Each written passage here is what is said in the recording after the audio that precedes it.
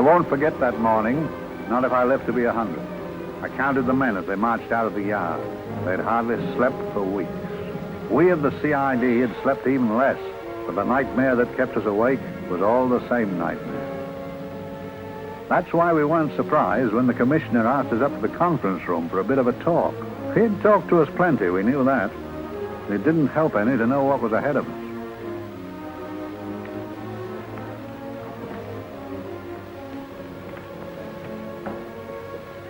Must we have that window open, Gregson? Oh, shut it if you want to. Chief will be in enough of a temper without having a ruddy blast down the back of his neck.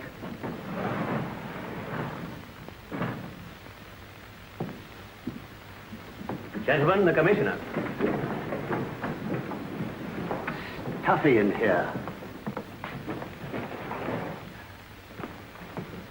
Be seated, won't you?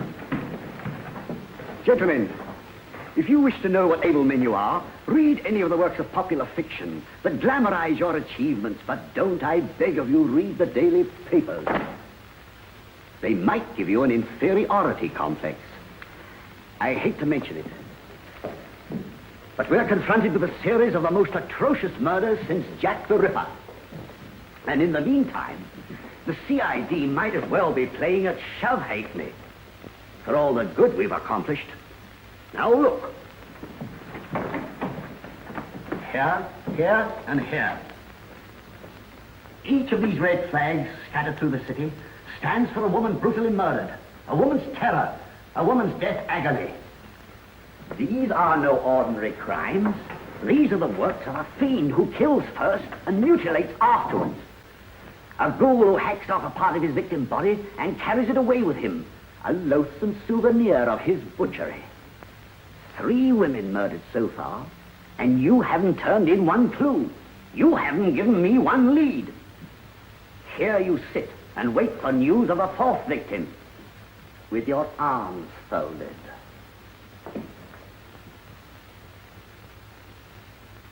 Well, we hadn't long to wait. It was down Lambeth Way where a young woman was hurrying home late last night. She saw something and stopped.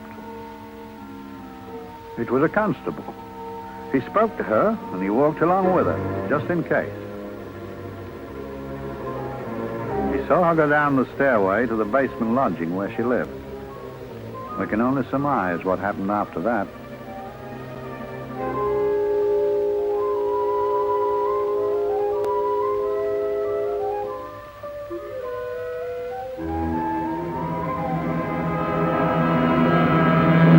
Well, I put my pride in my pocket and went to see the man who'd so often helped out Inspector Lestrade and myself in the past, Mr. Sherlock Holmes.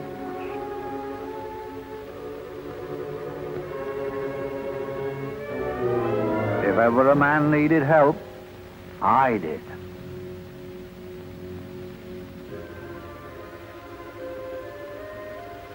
This makes 4, Inspector. 4 defenseless women here in the heart of London. And everyone with the right forefinger hacked off. Not hacked, Inspector Gregson. Cleanly, expertly severed. The work of a skilled surgeon. That's our only clue. Much about the age of my sister's girl. Is there no way of stopping this, Mr. Holmes? Yes. There's a way, somehow. The fiend that did this. I promise. I promise. We've nothing to go on, that's the rotten part of it. We can't get far without knowing the motive. Well, at least we know what the motives were not. It wasn't robbery, nor passion, thanks be, nor yet vengeance. Because they all came of totally unrelated families. Steady, Inspector, steady. Sorry, Mr. Holmes. I don't turn a hair when it's a bloke that can look after himself. A little slip of a thing like that. Yes, it's horrible. Come on, let's get a drink.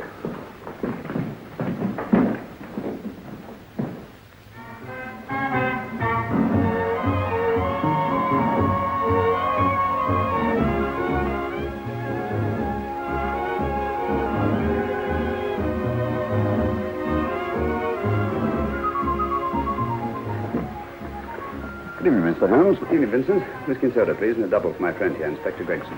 There you go, sir. Make mine Irish. Decent of you to give me a hand with this thing, Mr. Holmes. Always a pleasure to be of help to Scotland Yard, Inspector. Little out of my line, looking for a maniac who murders just for the fun of it. Or perhaps just to get a human finger. In all 4 cases, the murderer risked capture by stopping to secure a finger. Well, what for? Who knows? He's just a madman. Perhaps there's method in his madness. If we could just trace those missing fingers. If we could just drain the English Channel, we might find a penny. Huh? Oh, thank you. Make it those, Mr. Holmes. Thank you.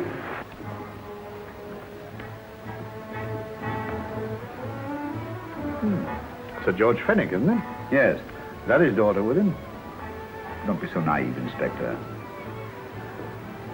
You know everyone, don't you, darling? Well, hardly. A week ago, I didn't know you. A week. How fast it's gone.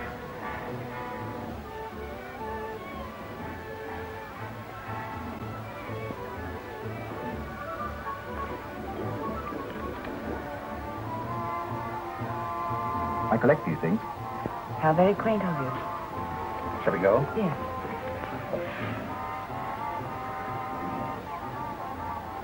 What are you looking at, Mr. Holmes?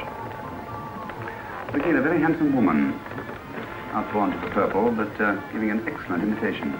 Would you like to come to my flat for a nightcap? Lovely idea. Yes, isn't it?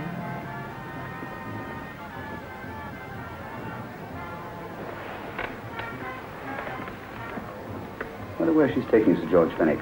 Don't be so naive, Mr. Holmes.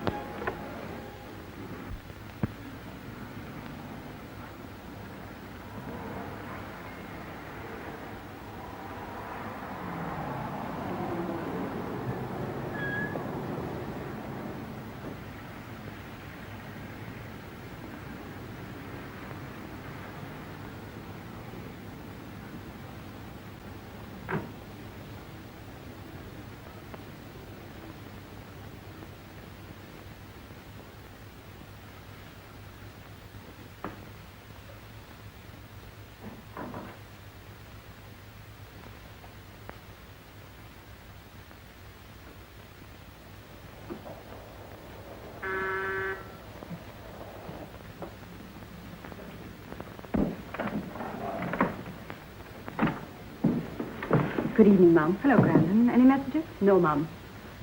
Thank you. Drinks, Grandon. One of your nice surprises. Yes, Mum. I say, you don't mean that... Grandon's a marvel, aren't you, Grandon? Yes, Mum. You wouldn't believe the things she can do. Ah, charming place. Delightful. Really? Do you think so? I'm so glad. Do sit down. Do you mind? Do I mind? What a question. I don't mind anything, really. Except not being with you. No, you really don't want me to believe that, do you? Not too seriously. Good. We're both quite grown up, aren't we? Quite.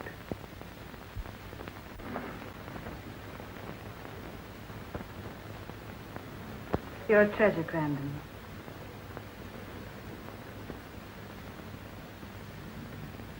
And lower the lights a little as you leave.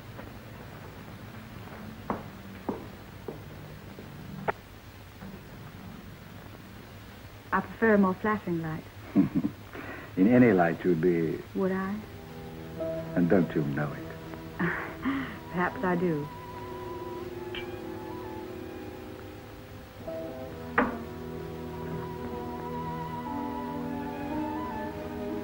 Oh, that priceless woman. You wouldn't believe it, but she's absurdly romantic. She loves dreamy music, and she thinks that we... But we do, don't we? Do we? Well, it's rather soothing, restful. Yes. And we all need rest at times, like tired children who've played too long. You've played with wooden soldiers, I suppose. Funny. Hadn't thought of that for years. Toy boats were my special joy. Anything I could set afloat anywhere. Like this. And this. Toy boats sailing into the Never Never Land. The land of beautiful dreams. Look. Look, art, isn't it, how the light is reflected? Little specks of light that move and move, like stars on a slowly moving stream. You know, Holmes, I'm very sensitive to atmosphere. No? Yes, I can tell by the feel of this room there's been a murder committed here. It may interest you to know, my dear fellow, it was the other side of that door at the foot of the stairs that the poor girl was murdered. If only I could find it. Find what? The one thing these unfortunate victims have in common that might give us a motive for these murders. There must be something. Another Jack the Ripper, if you ask me, a homicidal maniac. No, Watson. In the case of Jack the Ripper, there was one thing in common. His victims were all from one walk of life, living in the same section of the city. In this case, the murderer chooses his victims from all walks of life and from different sections of the city. No, my dear fellow, this is not the work of a homicidal maniac. It's something infinitely more sinister. You mean the creeps? What on earth are you talking about? Watson, I'm convinced that these murders are only incidental to some larger and more diabolical scheme. That may be, but why the severed fingers? The answer to that question, my dear fellow, is our only hope of solving these mysteries. Dear sister, I am so happy. I had such a lovely holiday at Brighton with you and Alf. And I'm looking forward to being with you again. Poor little thing. Sort of raises a lump in your throat. I can picture her sitting here happily writing this letter. And a lot bit realizing that she's shortly going to her death. Hello? Gregson. Oh, there you are, Mr. Holmes. I've been looking for you everywhere. What's happened? Murder in Edgware Road, not half an hour ago. Woman? Yes. And the right forefinger cut off clean.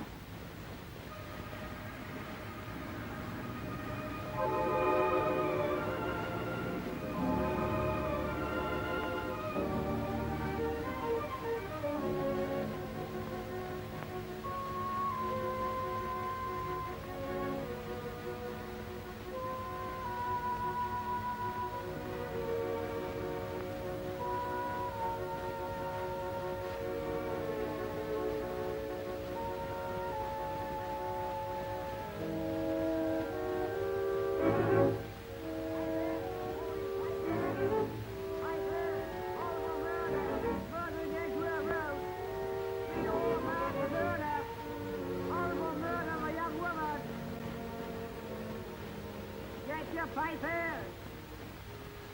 All for murder, Pfeiffer! All about the murder! Morning, Pfeiffer! All about the murder! Pfeiffer! All for murder! Another young woman found murdered, Pfeiffer says! All for murder, Pfeiffer! Pfeiffer! Read all about it! Get your Pfeiffer! Murdering Edgware Road! Horrible finger murder. Shocking murder. Murder in Edgware Road. Horrible murder of a young woman. All about the murder.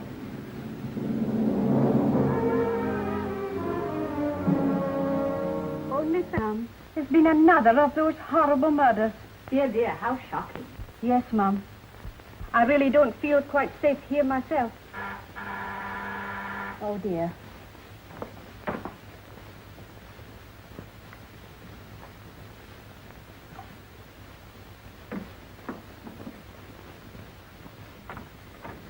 Why, Sir George! I must see Miss Marlowe at once. I don't know if she... I must see her. Where is she? Lydia. Why, Sir George, what is it? What happened? I don't know. You'll have to help me. You've got to help me. But I don't understand. Listen, I woke up a few minutes ago in a cheap boarding house off Edgware Road. I don't know how I came there. I don't know when. The last thing I remember is being here with you. Calm yourself, Sir George. When did I leave here? Well, it was about, it was 10:45, Mum. Precisely. You seemed, forgive me, just a little distressed. Detached, not interested. I thought I'd said something to offend you. I don't remember.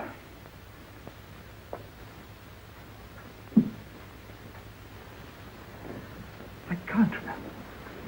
Tell me, has this happened to you before? Before? Well, there is such a thing as amnesia, you know. If it was 10:45 when I left you, it was 9 this morning when I woke.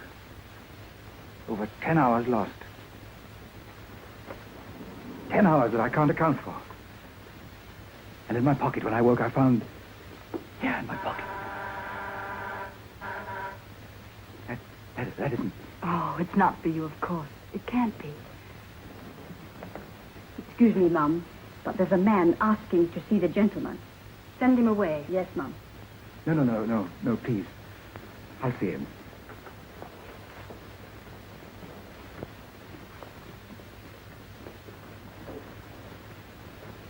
Well? Delightful room. Not much like the place you woke up in this morning. You followed me here? Yes. Are you a detective? Oh, no. Quite the contrary. Don't be afraid, Sir George. You know my name? Oh, yes. A very old and highly honored name. And being the bearer of such a name, and also a very wealthy man, I thought you might care to possess yourself of this trifle. Rather than let it fall into the hands of the police. It is yours, if I'm not mistaken. The initials, GF. Where did you get this? It came out of your pocket. I saw it fall, but you never noticed. You were very busy, bending over something with a knife. Then you put something in your pocket.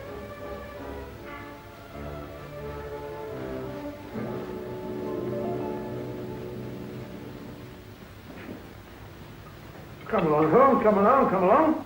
How many more times must I tell you? You're missing a treat. This is delicious. Little jam tarts to follow. Aren't you tempted? You and your flesh pots. They tell me that fish is good for the brain. Brains haven't any. You realize that a whole day and a night have gone by since that bestial affair in Edgware Road? I'm as much in the dark as ever.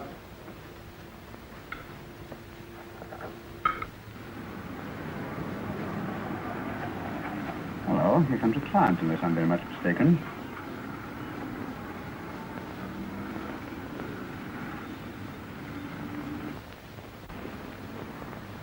Well, attractive. Very attractive.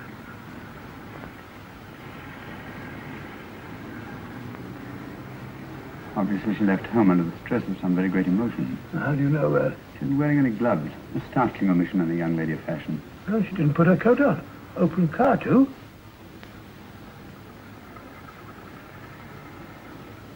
Furthermore, there's something in that bag she wants to show me.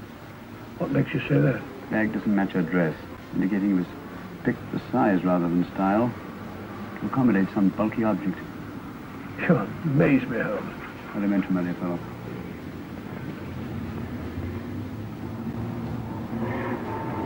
Well, that's it. What is? A cab, turning at the empty house. I wonder why he followed her here. Oh, wouldn't you? Quite possibly, he was glasses.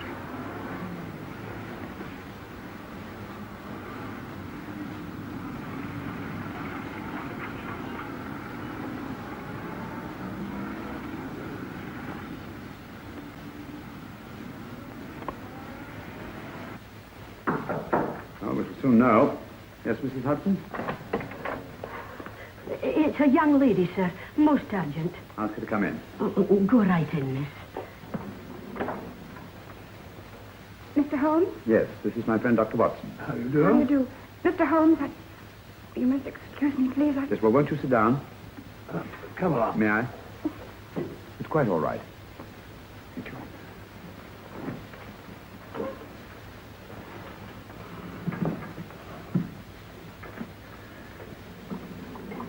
Now try to control yourself, Miss Fenwick. You're with friends. You know my name? No magic, I assure you. I've often seen your picture. You're the daughter of Sir George Fenwick, aren't you? Yes. It's about my father that What about your father, Miss Fenwick? Oh, I don't know what to do. He's always been the nicest, dearest person. Only since Mother died. Yes, I do. We know. So I didn't think anything of it when he was away all night before last. But he didn't come home until yesterday at tea time. He didn't come in for dinner at all. Just paced up and down in the library hour after hour. I begged him to let me in, but he wouldn't. Steady, steady. Now take your time. I couldn't sleep a wink last night. Then I started hearing things.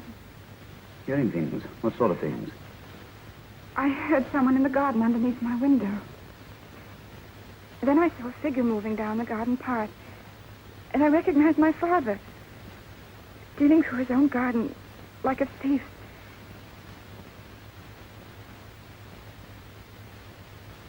He had a spade in his hand. And he stopped by the greenhouse where he started to dig. This morning, at daybreak, I stole out into the garden and found this.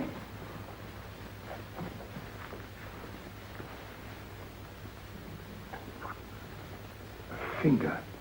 A human finger. Bring up Scotland Yard, will you, Watson? Ask him to get hold of Inspector Gregson and tell him to meet us at once at George Finnick's house, Kingston. Operator, get me Scotland Yard quick. Where's my father, Norris? He's still in the library, miss. Thank you. We'll see him right away. Will you come with me, please? Thank you. I got your message, Mr. Holmes. Yes, indeed. Dad, may I come in? Dad. Honey? He doesn't answer. You mind? Please do. Thank you. Watson, quick. Oh, Come along, no, my dear. no, no. Take charge, Miss Finnick, please. Sorry, sir. Now, miss, please. Please come along with me.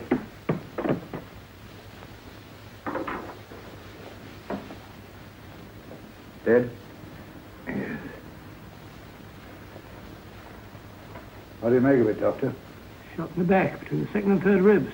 The bullet undoubtedly had penetrated the heart. Look at the powder marks on his coat. I was afraid of this. What do you mean? Don't you remember the man in the cab who followed Miss Finnick to Baker Street? Well, you don't think he had anything to do with it, do I you? think it's reasonable to assume that he tipped off someone that I'd been sent for. George has obviously been murdered to keep him from telling me what he knew. What was the weapon used? Small caliber revolver, point blank range, by the look of the wound. The murderer came in through those French windows. The mud from the garden he brought in on his boots. Sir George must have surprised the intruder. Passed the room to him here.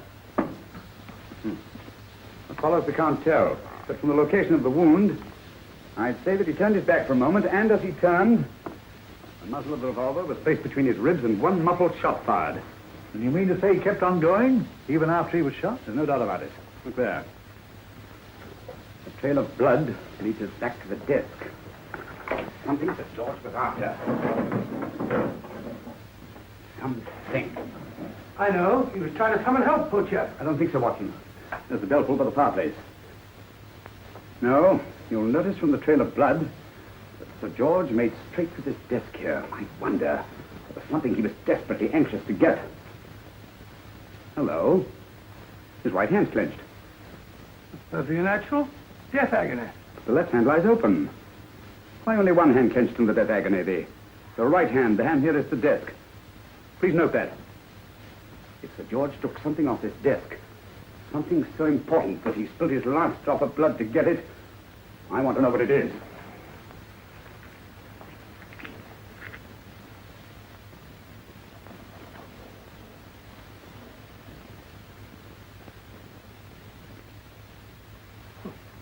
Nothing but an ordinary match folder. Where does that lead us? I imagine to something very important, Gregson. This match folder's from Pembroke House. Why shouldn't it be? He was there, you know. We saw him yesterday. Yes, but the effort he made after he was shot to get hold of this match folder. It's just possible he wanted someone to remember Pembroke House. He may have wished to recall it to someone who saw him there. Someone who, like ourselves, saw him with a woman.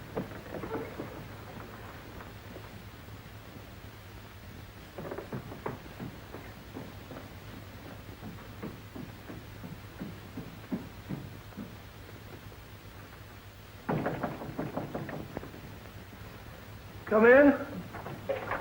Oh, Dr. Watson, this came by hand for Mr. Holmes not 10 minutes ago.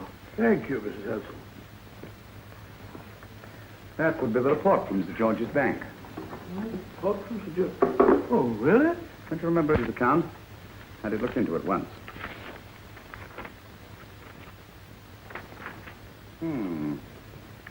He drew out his Car, balance, and cash, nearly £10,000. Yesterday, just after that young woman was murdered.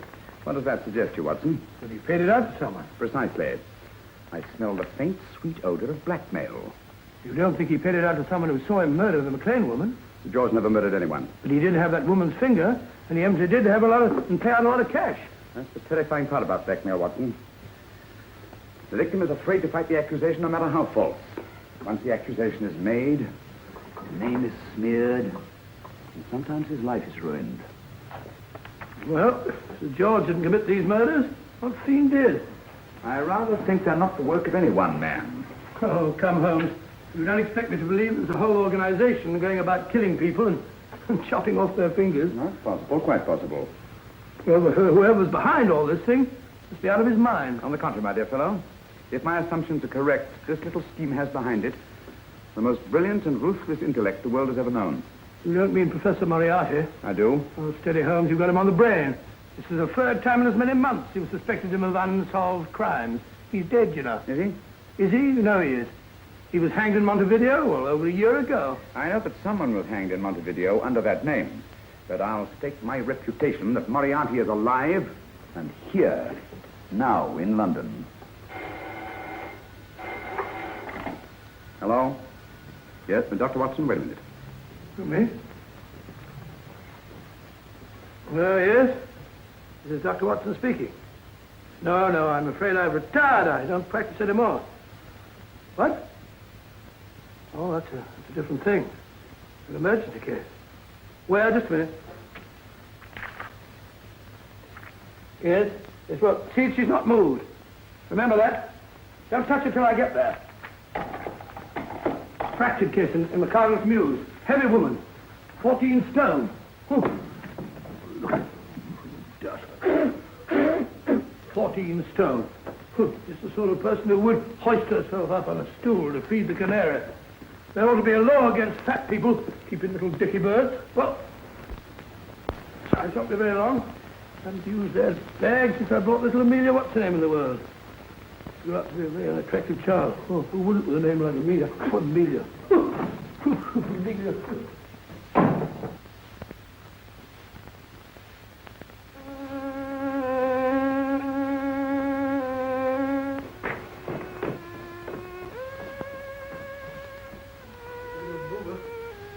People are so stupid about that.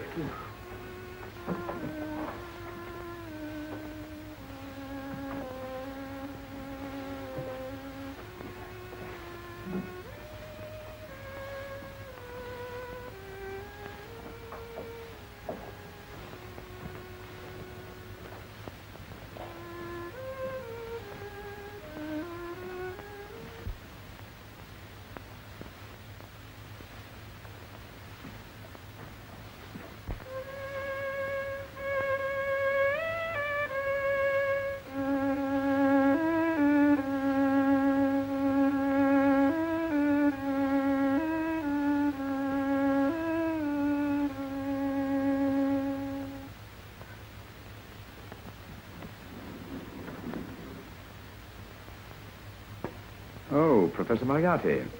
Not that I wish to appear inquisitive, but to what am I indebted for the pleasure of this visit?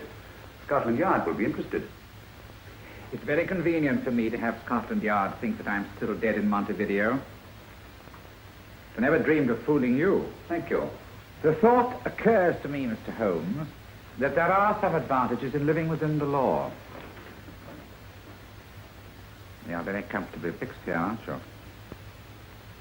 As I get on in life, the little comforts appeal to me more and more. Oh, I beg your pardon. Won't you sit down? Thank you.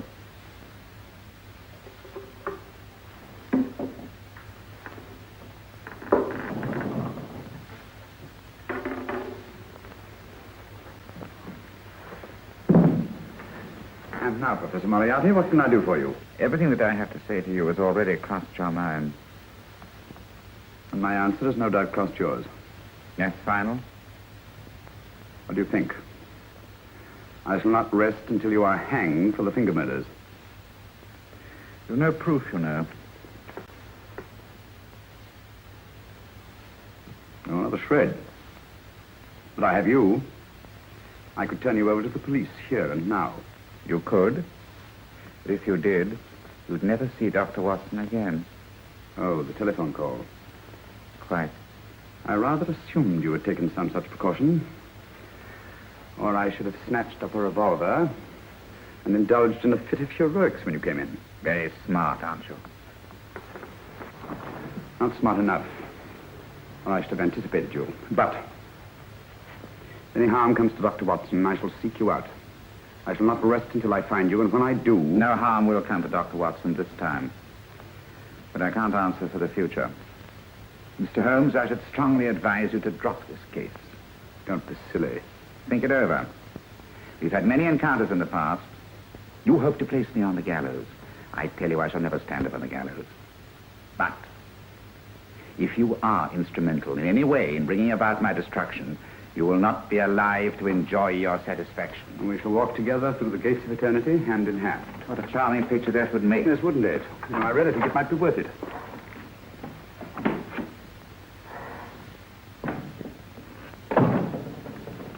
Shoelaces got time's up here. And strong enough to hang yourself. How many more times must I tell you I don't want your filthy shoelaces or your company? Shoelaces, Governor? Nasty impertinence. Run along, my good man, or I'll give you in charge. Shoelaces, Governor? Shoelaces, Governor? Help a poor bloke. What's only got one arm? Any luck with Mr. Holmes? You can read his obituary in tomorrow's papers.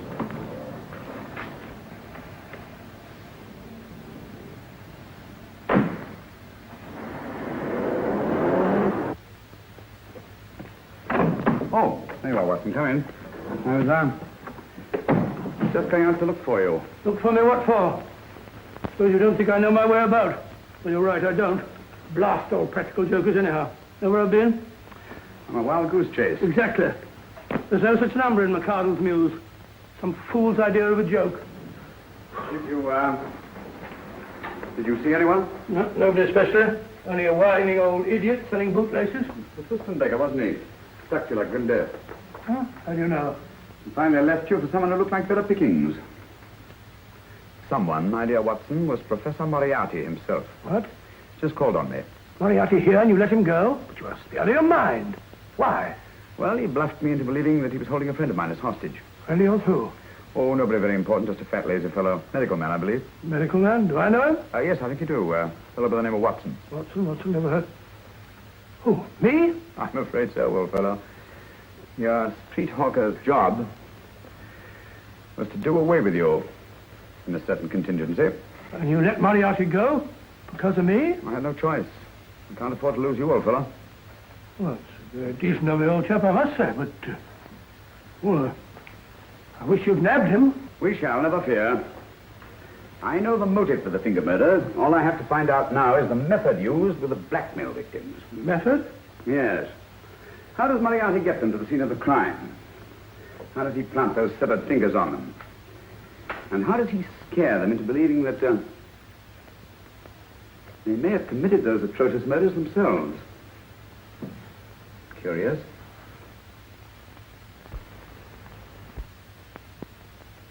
Very curious. Huh? Curious? What's curious? That window in the empty house across the street. First floor front. Huh? What's wrong with it? It's open. Well, shouldn't it be open? Well, it wasn't open half an hour ago. I'll stake my life on that. Well, it's not our business. Let it stay open. I wonder if you'd go over, old fellow, and see what's the matter. Oh, trespassing. Against the law. Well, I'll go myself. Oh, well, you're going to put it like that? Ridiculous waste of time. Going about shutting windows at this hour of the night. Yeah, you better take this torch. Well, take what? Dignified job for a doctor. Dr. Watson, the torchbearer. And what do you propose to do? Sit in a comfortable chair, I suppose, and read a good book? That's a very good idea. Yes, very good idea. While I play night watchman, you have a nice read. Mm-hmm. Good night. Have a good time. Have a good time. What do you mean, have a good time?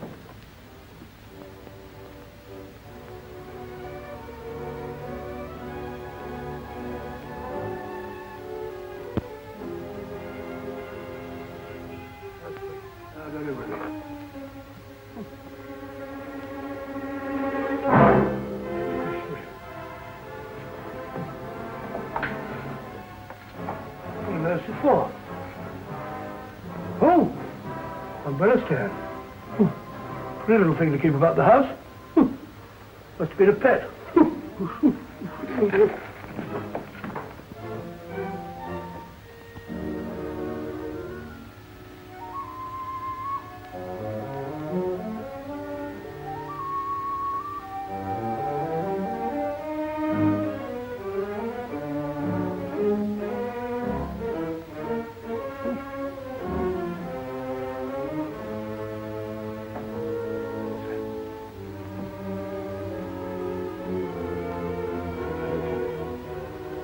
Rat rubber.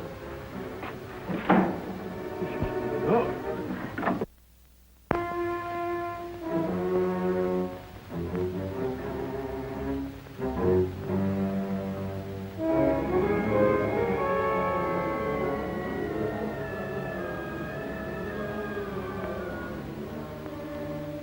Well, he sits comfortably reading a book.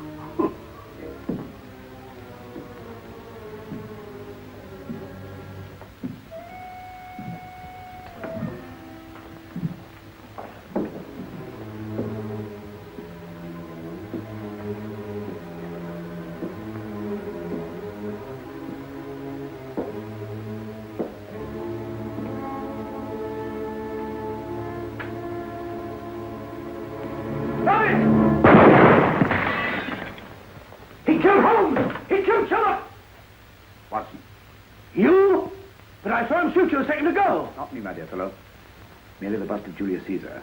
Incidentally, you may have noticed that all through the ages, prominent men have prominent noses.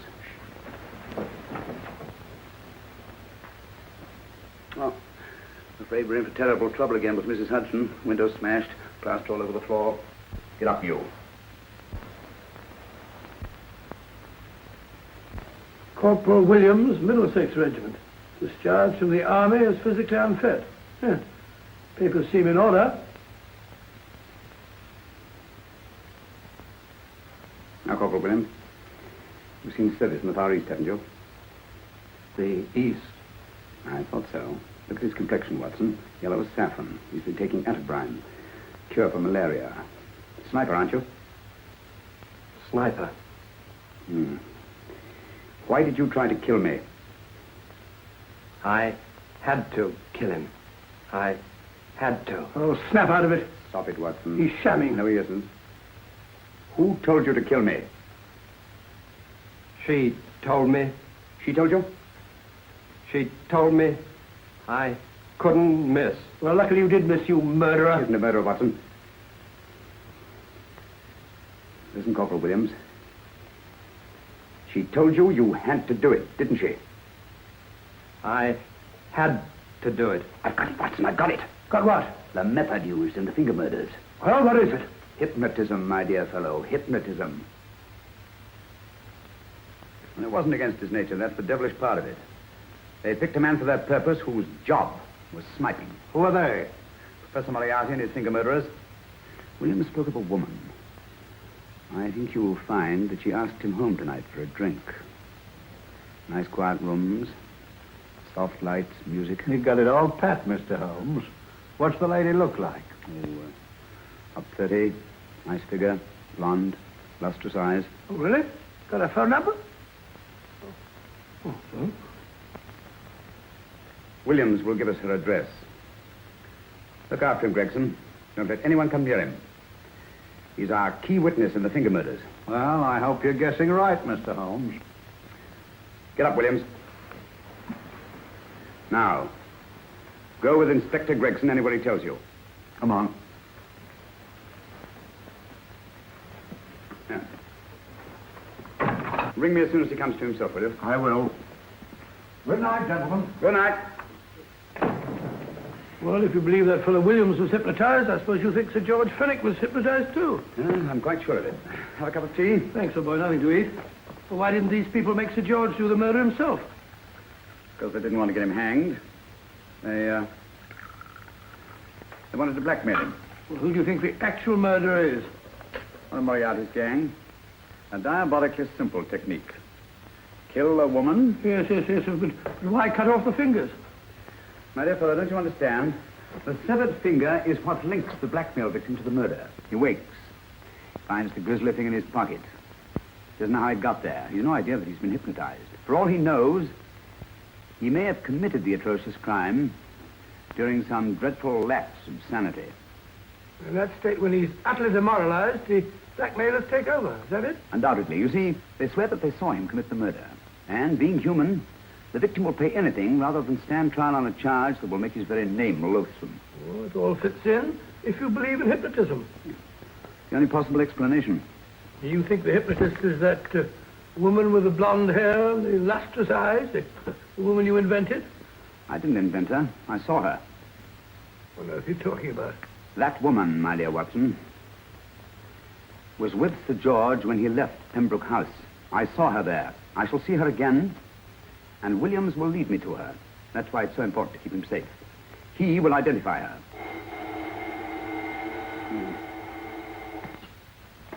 Hello? Yes? Inspector Gregson? What? Well, get every constable in the district. Yes, I'll be over at once. What's happened, Holmes? Williams is missing. Great Scott! Come on.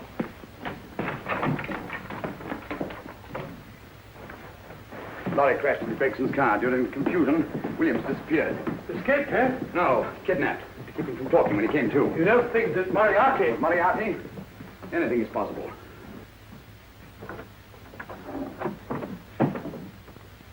Williams! Dead. You see? Anything is possible.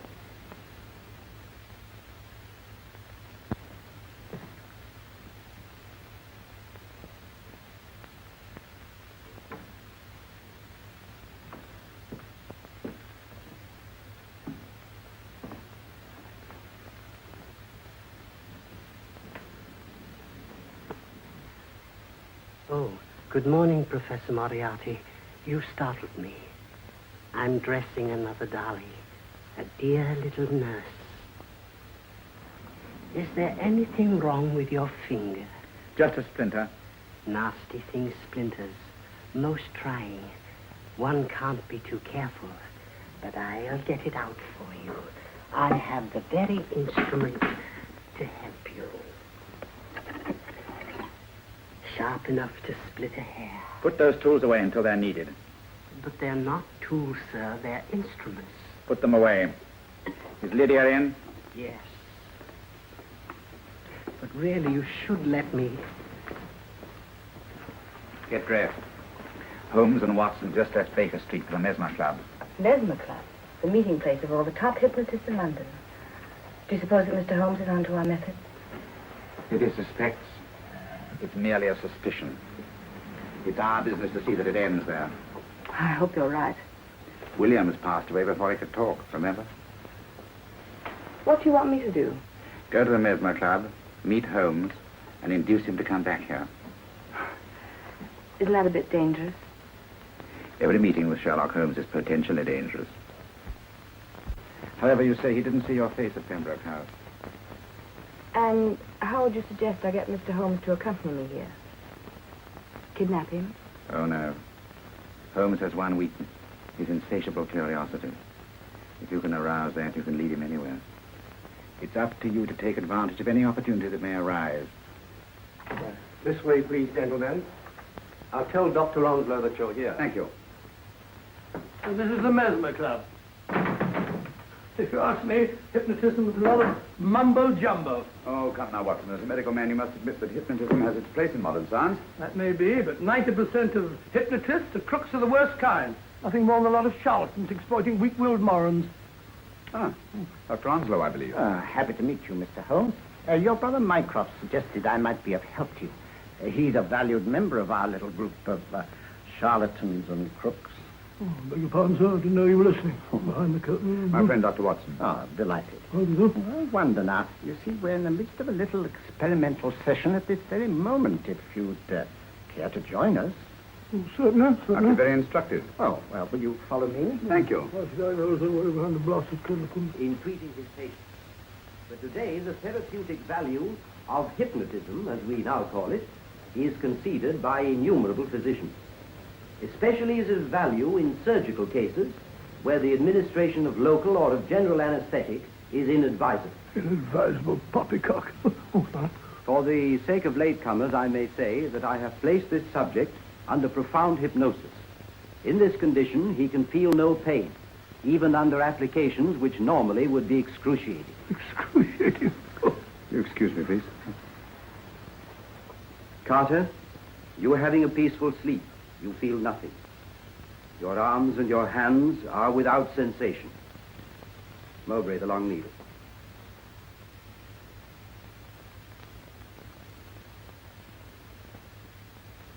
Carter, give me your right hand.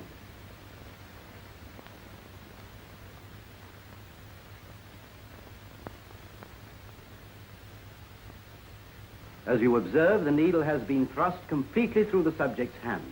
No feeling, no pain. This lack of feeling is the one infallible test of profound hypnosis. Nonsense. Fellow's full of drugs. Oh, isn't he? Definitely not, Doctor. Wake up, Carter, wake up. You feel well and rested, remember. No pain anywhere. Wake up, wake up. I say, when are you going to begin? All through, Carter. Stand up. This way, sir. And, are these all the people that come here? Oh, no. Others keep dropping in all the time. I suppose it's all right for those who believe in it, but of course, I'm a professional man myself. Then you don't believe in hypnotism, Dr. Watson? Oh, I don't deny that there are certain types of hysterical, feeble-minded people who go under if you point your finger at them. But anyone with an ounce of character... How right you are.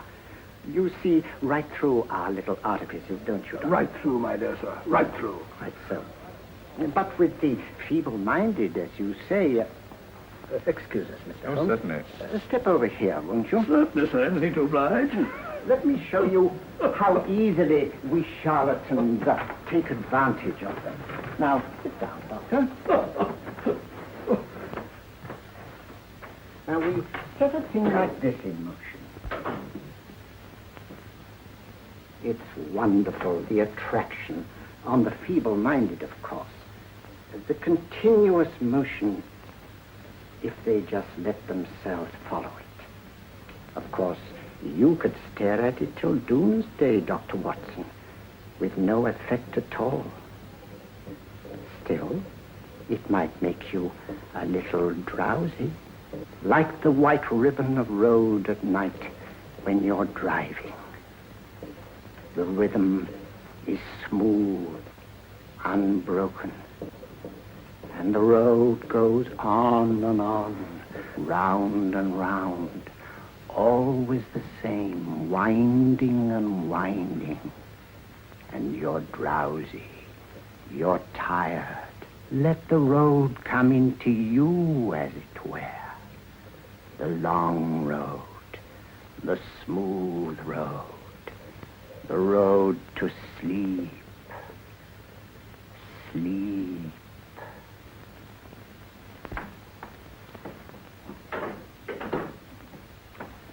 Open your eyes.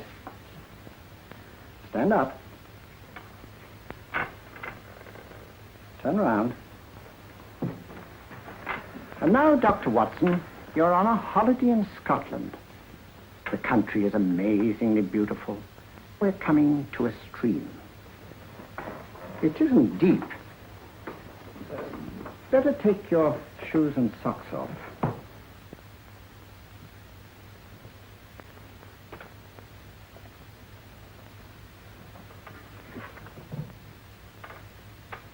Roll up your trouser.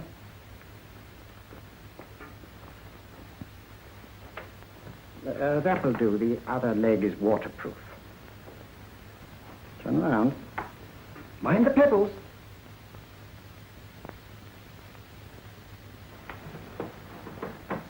Sit down.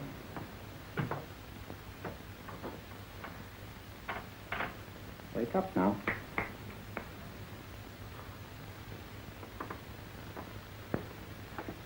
I see. What did I tell you? It didn't work with me. Why, nobody with an ounce of character.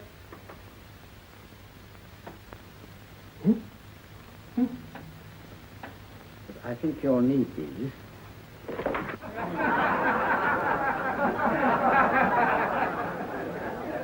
Nothing to laugh at. Watson, she's here. Oh, woman you're looking for? Yes, I'm going to meet her. Perhaps I can induce her to take me to Moriarty. Do you think it's wise, Holmes? It may not be wise, but it's essential. After all, I've held me on with Moriarty in the past. But isn't it dangerous? She might be a hypnotist. My will isn't stronger than hers. I deserve to be hypnotized. I feel I must protest, Dr. Onslow. I was told this was a gathering of serious students of a great science, and I find myself in a company of buffoons. Oh, my dear madam. Elles, they are brave. Were those men martyrs for the truth, that you may laugh over your childish, cruel tricks? I must say I'm in complete agreement with you, madam. This was most unnecessary performance, Dr. Onslow. Beg your pardon, sir. My name is Holmes, Sherlock Holmes. At your service, madam. Thank you, Mr. Holmes. I'm afraid I've created a rather embarrassing situation. But you see, I'm interested in the serious study of hypnotism. So am I, too. Perhaps we have something in common, Mr. Holmes. Perhaps we have. Do you join me for a cocktail at Pembroke House? I should be delighted. Good.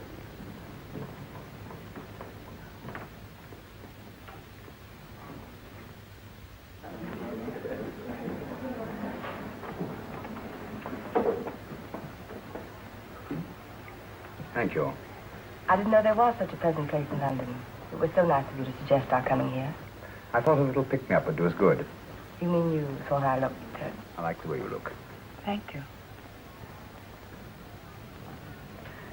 I suppose I did lose my head a little at the Mesmer Club. But you see, hypnotism is almost a religion with me. I know so well what it can do to help, heal. And I can't bear to see it used for trivial purposes. I know very little about it. That's why I went to the Mesmer Club. You see, I'm rather puzzled just now with the case that I'm working on. How fascinating. Tell me about it. It's the murder of Sir George Fenwick. Fenwick? Who's he? Quite a well-known figure. Odd now I come to think of it. Last time I saw Sir George was here at Pembroke House. Strange. Yes, isn't it? He was sitting, I believe he was sitting at this very table. Cigarette? Thanks. Do go on. There was a charming lady with him. He was lighting a cigarette.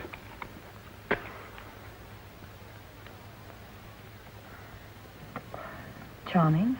Did you see her face? No, Westlight. Merely her back. How unenterprising of you. Yes, wasn't it? Afraid I'm getting a little older. I shouldn't say so. That's nice of you. Still, the first time in my life, I've got hold of a case that's beyond me. I'm actually losing sleep over it. You know, Mr. Holmes, I believe I could help you. Really? I should be very grateful. You're amused. Oh, nearly skeptical. How would you go about it? I've used hypnotism more than once in healing. Not for profit. I'm not a professional. But I do think I could help you. If you care to... I can't think of a pleasanter experience.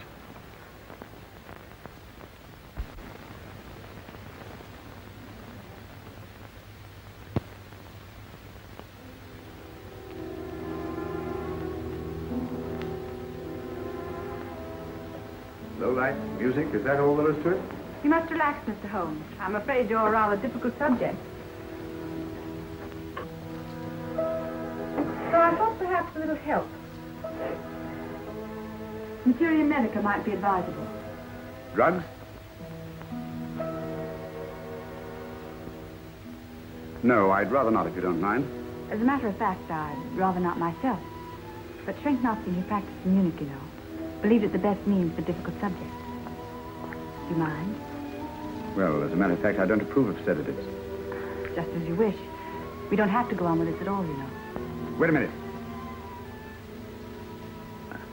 Wait a minute. All right. I'll take a chance. It's really quite harmless. What is it? Cannabis japonica, an oriental soporific. You need water.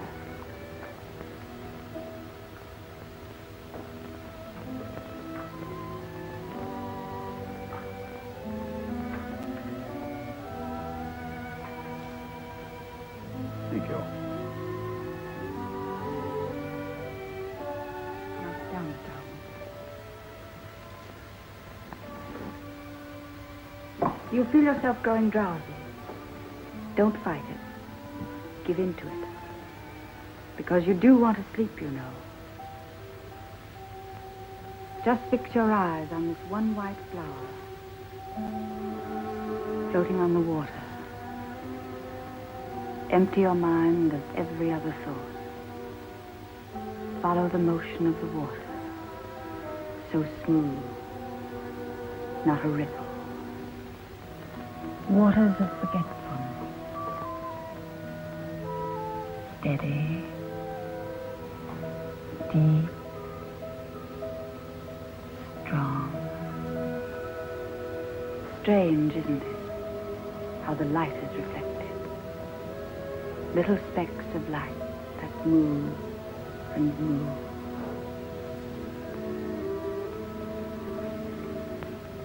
It's restful here. Peaceful.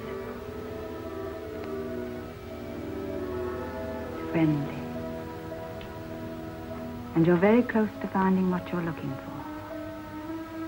You'll find them soon now. The guilty ones. When you're rested. Gentle waters closing over you. Steady. Deep. Strong. Drawing you down.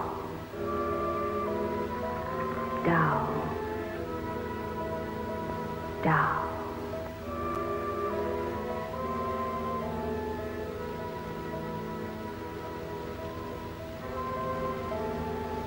Sleep. Sleep. Sleep.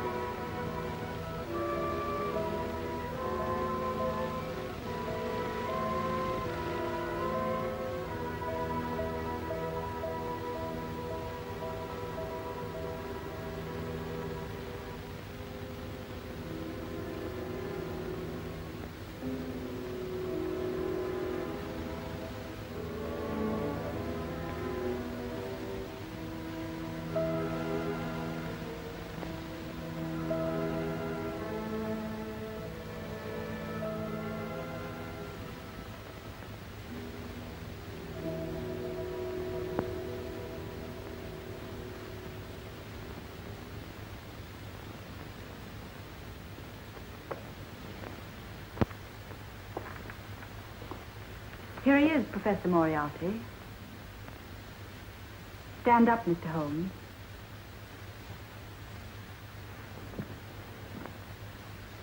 Open your eyes. Face this way.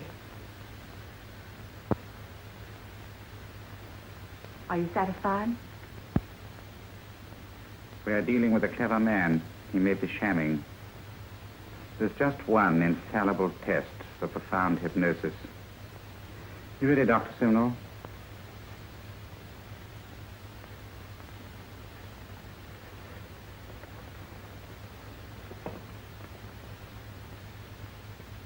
That will do, Doctor. He couldn't fake insensibility to the knife. I congratulate you, Lydia.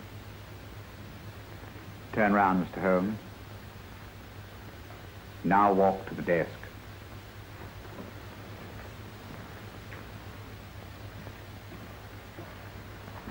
Sit down. Take that pen and write what I tell you to write.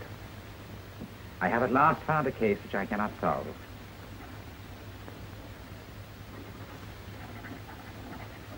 I have outlived my usefulness. Therefore, I have decided to end my life.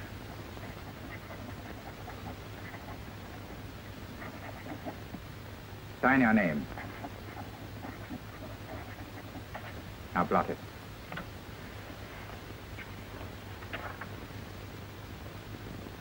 Fold it up. And put it in your pocket. Come, Mr. Sherlock Holmes. Go out onto the terrace. But it won't look like suicide, sir. I'm sorry, but Mr. Holmes' injuries must all be self-inflicted. Let's walk a little, Mr. Holmes. It's so pleasant here in the garden. Just step up here onto the terrace. It's a nice, broad terrace. Now Now turn to the left and walk slowly to the end of the terrace.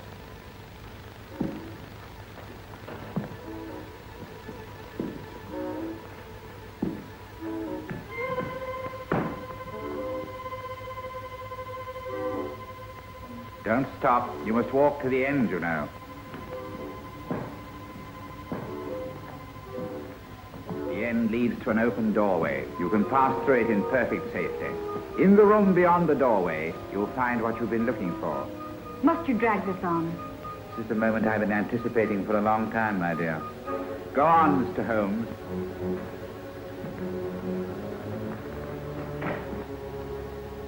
Through the open doorway, you will find the man responsible for the finger murders and the death of Sir George Fenwick. Professor Moriarty. Holmes! Stand still! What a beautiful view, Watson. I'm quite enjoying it. No, you're not. You're hypnotized. You're under a spell. Stand still. Don't move. Steady, Holmes. Steady does it. Stand perfectly still where you are. Nonsense, Watson. You don't know what you're doing. Of course I know what I'm doing. You mean you're not hypnotized? Certainly not. Then get off the wall, you idiot. Dear fellow. What were you doing out there? Holding the fort until you arrived. What kept you? Oh, I ran into a spot of trouble on my way to Scotland Yard. I was arrested for exceeding the speed limit. Your luck seems to hold, Mr. Holmes. I'd hardly call it luck, Professor. You see, I substituted a drug of my own for the one that this dear lady pressed on me. You are clever, aren't you? A drug that, although it leaves the subject conscious, renders him quite insensitive to pain. That accounted for my lack of reaction to Dr. Simnell's knife. Well, Gregson, quite an impressive haul. Even Inspector Lestrade himself couldn't have done any better. Thanks, Mr. Holmes. Take him away. All right, put her in the van. I was right, Mr. Holmes. You are a difficult subject. Thank you. And now, Professor, our score is settled. Au revoir until I see you on the gallows. The rope has not been made that'll go around my neck. Come on.